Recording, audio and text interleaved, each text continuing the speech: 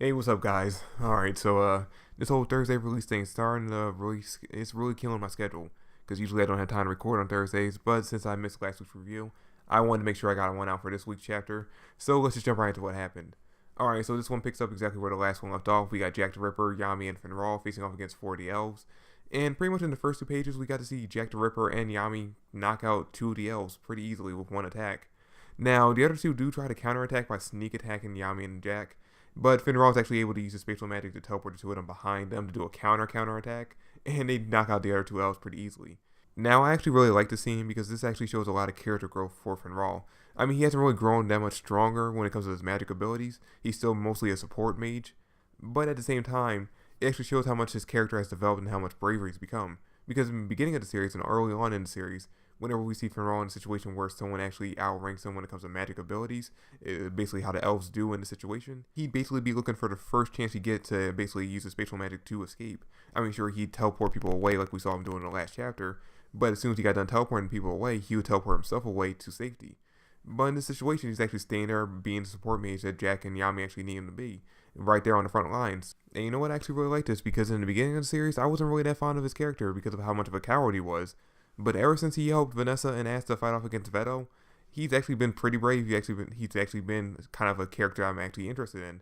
And now he's moved up in the ranks of being one of my top members of the Black Bulls. So, I'm actually hyped to see exactly what he's going to end up doing during this arc, especially when he ends up going up against Langris again. And then after that, we check in at Castle Silva, basically the home of Noel's family, and we see basically two of her family members and a maid actually get killed off in the scene by the Compass Mage we saw about like 2 chapters ago, I think. And yeah, I gotta admit something. This scene kind of made me realize that I don't care if any of the royals or any of the nobles die off, especially the ones that actually were kind of, shit to commoners. I don't really care about any of them. Because when we get into the scene, alright, first off, we see one of the nobles as soon as we get into Castle Silva. We see one of her family members basically be killed off by the Compass Mage. We don't even really get a name for him. We don't even get a character design really for him. We get this basic look of him, and that's about it. Then we check in with this other one who I don't think we've ever saw before. I definitely don't think it's Noel's dad because if it was, we probably would have been introduced to him by name, and this guy didn't get a name in the chapter. But we see him, he's this fat, ugly looking dude. And in order to protect himself, he grabs a maid and tries to use her as a shield. And the compass lady's like, really? You're gonna do this? And she just sends her needle right at him and kills him right off the bat. And then she kills the maid too, and which I actually felt bad for the maid. The maid didn't deserve to die like that. She's a commoner. She didn't do anything to anybody. She was just basically used as a hostage, and then she was killed off for no reason. But yeah, like I said, the scene made me realize that I honestly don't care about the royalty or the nobles. And I'll be honest, I'd actually be really happy if this arc ends with the current emperor dying off and us getting a new one. Maybe his son. Maybe we get introduced to a son he has who's a little kinder to commoners, who doesn't who doesn't look down on them, who doesn't think he's above everyone else. Let us get introduced to someone else. Let us get introduced to someone new because when we saw this guy like 2 or 3 chapters ago, I was actually really disappointed in him, and I actually did not want to see him ever again. So yeah, just kill him off. Then we check in with Noel's other two siblings, Nebra and Solid, and we see the two of them are still basically pieces of shit. They're basically just hanging out in, I'm guessing, Nebra's room, and Solid's basically just sitting there complaining about the fact that he lost to Noel during the Royal Knights tournament, and Nebra's kind of just sitting there like, oh, you lost to her, wow, you're an embarrassment. And while the two of them are chatting, the compass mage actually breaks through the door, and as soon as she gets in there, Solid, he's just such a fucking idiot. He really is. He's basically just yelling at her, saying, hey, who the fuck are you? You're a Royal Knight, you're a Golden Dawn member, what the fuck are you doing in my home?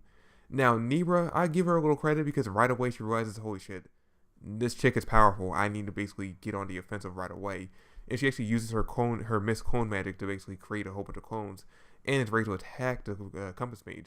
But what's actually kind of cool about the Compass Mage that we find out in this chapter is that just like how a regular compass's needle will actually always point north, no matter what direction you're facing, her compass's needle will always point towards her target, no matter what kind of illusion or kind of tricks they try to use to basically hide her position. Just like how Nebra in this chapter used her Miss Magic to create a whole bunch of clones of herself, the Compass Mage was actually still able to pick out exactly which one was her real body and strike her down pretty easily, which is actually kind of interesting. That's actually a really interesting ability. And after this arc's over, after we get done with all the elves and actually and all the Royal Knights get turned back into humans, assuming they do and die off, I would actually really like to see her be used again and actually see exactly how she'd use her abilities But yeah, like I said, Nebra actually gets taken out pretty easily, which I honestly did not care about. I don't like her or Solid. So the fact that the two of them are basically about to be taken out by this elf, I don't really care about. Now, honestly, Nebra didn't die. She's honestly just down for the count. She got pierced through the abdomen, so, she's probably on her way out. She's on her way out the door. But since Nozel's on his way there, he's most likely going to show up and actually, save her with some kind of other healing magic item that he has.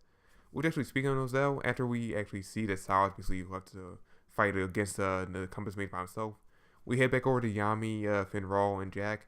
We see that basically the Midnight Sun's Eyes base is actually coming in on the capital and closing in on their position at the castle. And just ahead of it, we see Nozel, we see Noelle, we see Kirsch, we see Mimosa, we see, assumingly, they still have her, Mario Leona.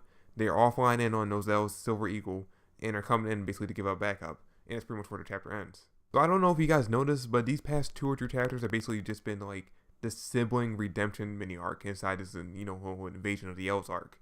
Because we have Finral, we have Langris, who's been turned to an elf. Obviously, we're setting up Langris facing off against Finral, another rematch. And where Finral's actually going to end up saving Langris, and the two of them, because, Finral proves how much he cares about Langris, he ends up saving him.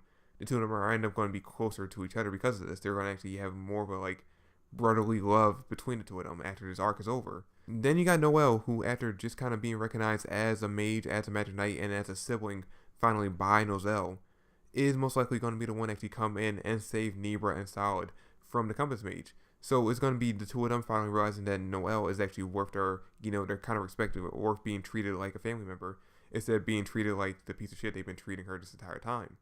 So, this is basically just showing that we're going to, after this arc's over, basically all the family members that are kind of shit to each other are basically going to be on somewhat good terms. I don't think Nebra and Solid actually, admit to liking Noelle after this or owing her anything. But they'll be, I think by the end of this arc, they'll be treating her better. Especially if she's the one that actually comes in and saves them. And that's pretty much all that happened in the chapter. Now, despite the fact that we actually see Nozel and them coming in at the end of the chapter, I think, based on the way this arc's been going so far, that we're actually going to skip ahead or skip past them for a little bit, ignore this part, and actually finally check back in with Because it seems like we actually spend 2 or 3 chapters with a certain character, then we check in with another character, another important character, and see what they're going through.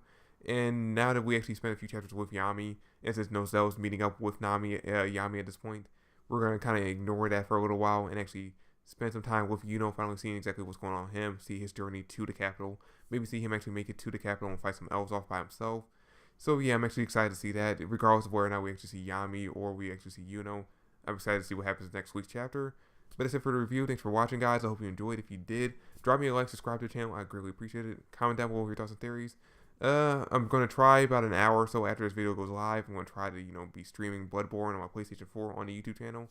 So if I actually do manage to do it, just check that out. But that's it for the video. Thanks for watching, and I'll catch you guys later. Peace.